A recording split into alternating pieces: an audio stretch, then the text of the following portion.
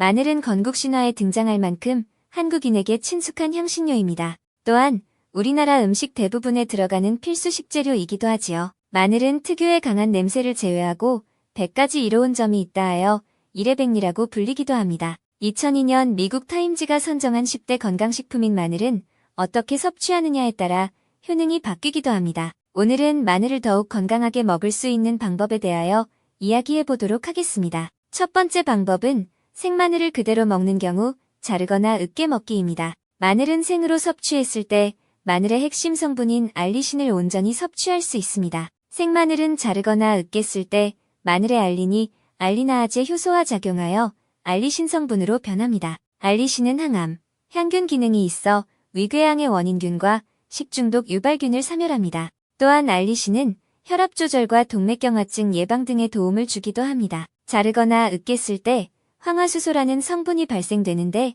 혈관을 이완시키고 혈류를 늘리는 세포의 신호를 우리 몸에 전달하는 기능을 합니다. 마늘을 요리에 사용할 때 자르거나 으깬 후 10분을 기다린 뒤 사용하는 것이 좋습니다. 펜실베이나 주립대학 연구진이 마늘의 조리법에 따른 영양소를 비교한 결과 전자레인지 1분, 오븐으로 45분 구웠을 때 효능이 거의 없어지는 반면 으깬 후 10분 후 요리에 사용하면 마늘의 효소 반응이 어느 정도 유지되는 것으로 밝혔습니다. 평소 위가 약하신 분들은 소화기관의 자극을 피하기 위해 익힌 마늘을 섭취하는 것이 좋습니다. 두 번째, 마늘을 익혀서 먹는 경우 삶아 먹기입니다. 마늘을 가열하게 되면 마늘의 핵심 성분인 알리신과 비타민 B, C는 감소하게 됩니다. 하지만 활성산소를 줄이는 폴리페놀과 항균, 항암 효과를 가진 폴라보노이드 등 항산화 물질은 오히려 증가합니다. 또한 매운맛이 사라지고 단맛이 강해져 부담 없이 먹을 수 있습니다. 마늘은 삶아 먹으면 항암 효과가 3배로 높아진다는 연구 결과가 있습니다.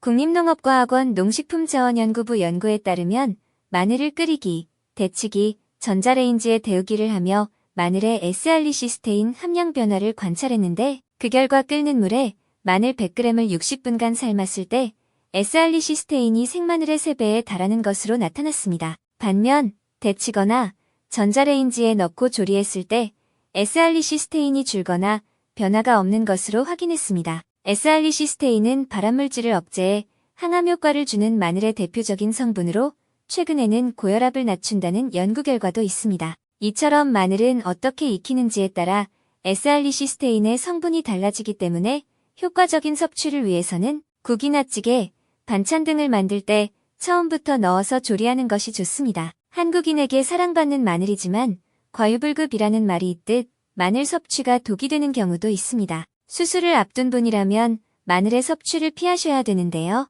마늘에는 혈전 생성을 막아 혈액순환을 원활하게 하여 지혈을 방해하기 때문입니다. 마늘에는 탄수화물의 일종인 프룩탄 성분이 들어있는데 인체는 이 성분을 소화하는 능력이 다소 떨어져 마늘을 많이 먹게 되면 복통, 소화불량 등의 증상이 나타날 수 있어 민감한 위장을 가진 분들은 과도한 마늘 섭취는 피하는 것이 좋습니다. 뉴욕 예시바대학교의 연구 결과에 따르면 마늘의 권장 섭취량은 성인 기준 생마늘 하루 1에서 2쪽이라고 하니 평소 건강 상태를 고려하셔서 적절히 섭취하는 것이 좋습니다. 마늘의 경우 대표적인 하나의 단점으로 입냄새를 꼽을 수 있는데요.